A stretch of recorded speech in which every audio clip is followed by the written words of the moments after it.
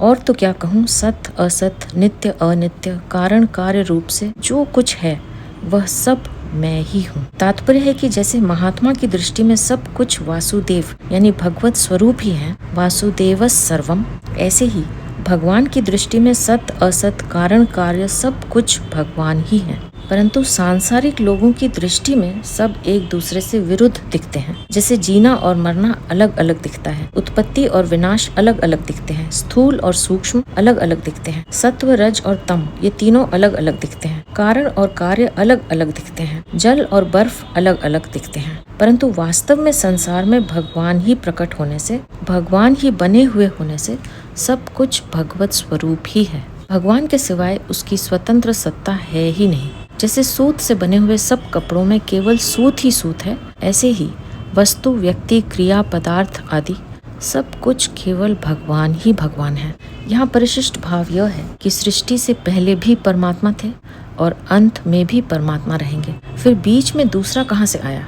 इसलिए अमृत भी भगवान का स्वरूप है और मृत्यु भी भगवान का स्वरूप है। सत यानी परा प्रकृति भी भगवान का स्वरूप है और असत यानी अपरा प्रकृति भी भगवान का ही स्वरूप है। जैसे अन्नकूट के प्रसाद में रसगुल्ले, गुलाब जामुन आदि भी होते हैं और मेथी, करेला आदि का साग भी होता है, अर्थात मीठा भी भगवान का प्रसाद होता है और कड़वा भी भगवान का प्रसाद होता है। ऐसे ही जो हमारे मन को सुहाए वह भी भगवान का स्वरूप है और जो नहीं सुहाए वह भी भगवान का स्वरूप है।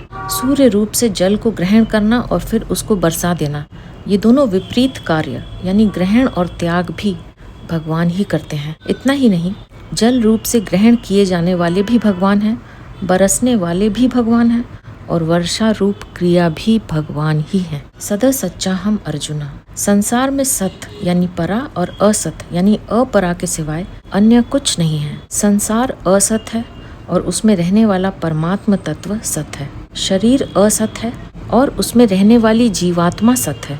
शरीर और संसार परिवर्तनशील है, जीवात्मा और परमात्मा अपरिवर्तनशील है। शरीर और संसार नाशवान है, जीवात्मा और परमात्मा अविनाशी है। गीता 2 अध्याय का 12वां श्लोक।